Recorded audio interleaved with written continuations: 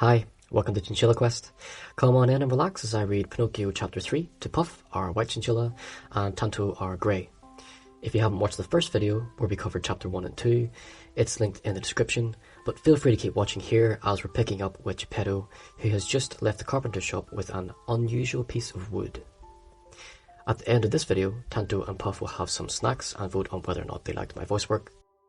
But without further ado, let's get into Pinocchio Chapter 3 by Carlo Collodi.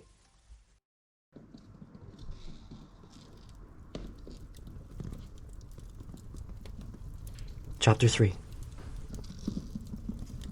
Geppetto's house had a little room on the ground floor that was lit by a window under the stairs.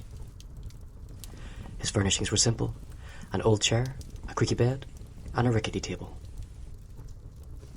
There was a fireplace at the back of the room. At first glance, it had merry flames crackling on the kindling. But the fire was just a painting, complete with a kettle with steam jetting from its spout. As soon as he was through the front door, Geppetto grabbed his tools and set to work on the piece of wood.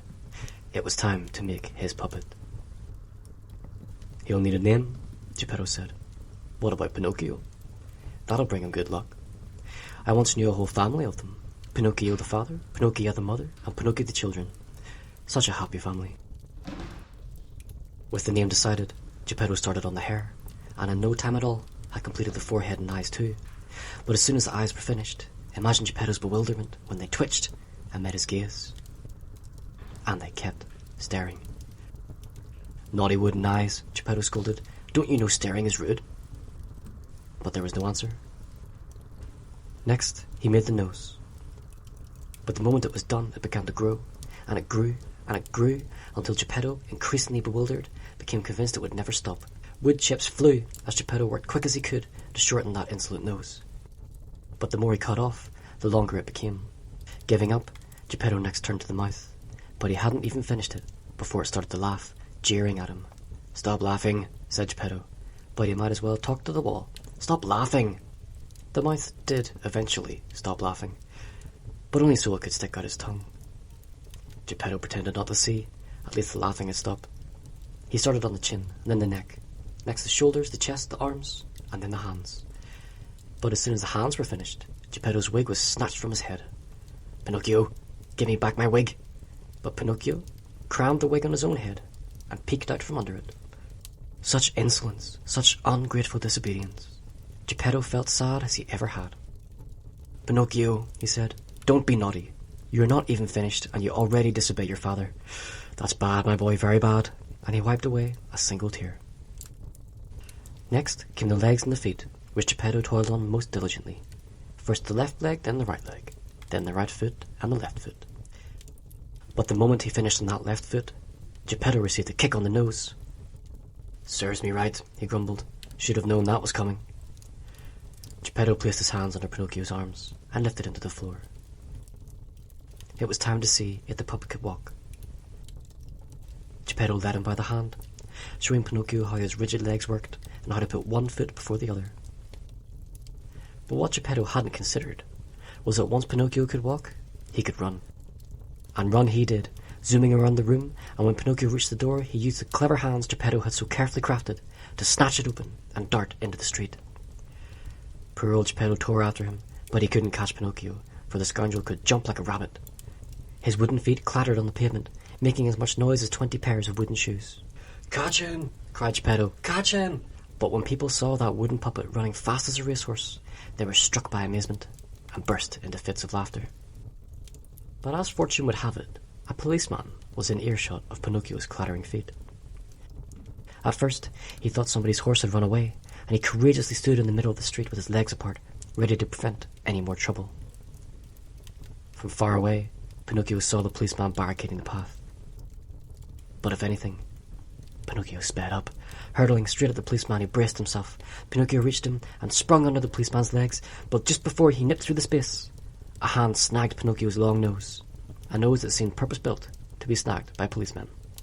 And so Pinocchio was handed back to Geppetto, who wanted to take Pinocchio by the ears and scold him until he begged for forgiveness. Imagine what he felt when he couldn't find any ears. And you know why. Geppetto had forgot to make them. So Geppetto took Pinocchio by the hand and as they walked away he said, shaking his head menacingly, "Home, we can talk there." At this, Pinocchio threw himself to the ground and refused to move. The crowd that had earlier so enjoyed Pinocchio's antics gathered around. "That poor puppet," said some. "He's right, you know, not wanting to go home. Who knows how horribly that bad Geppetto might beat him?" And others added with evil tongues, "Geppetto only looks like a decent fellow, but he is a complete tyrant with children. If we leave that poor marionette in his hands, Geppetto might tear it to pieces." Hearing this, the policeman grabbed Geppetto by his ear and dragged him off towards the jail, setting Pinocchio free. Forbidden from speaking in his own defence, Geppetto instead railed at Pinocchio as he was dragged away. "You rascal son, and to think how hard I worked to make you such a fine puppet." What occurs next is almost too much to believe, and I shall tell you about it in the following chapters.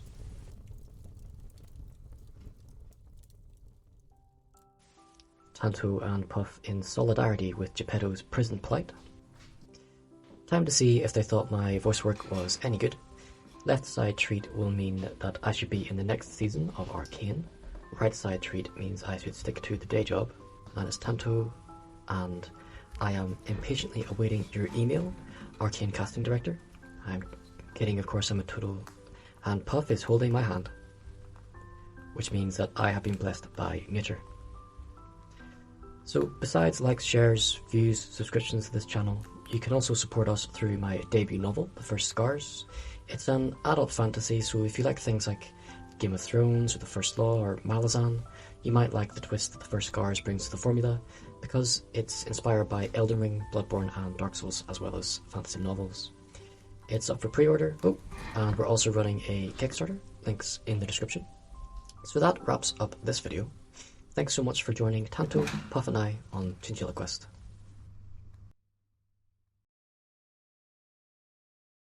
I'm really sorry, but I had to go back to this ridiculous still frame.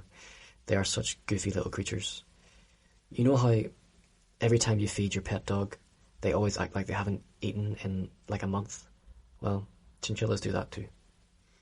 Anyway, Tanto, Puff and I will see you in the next one.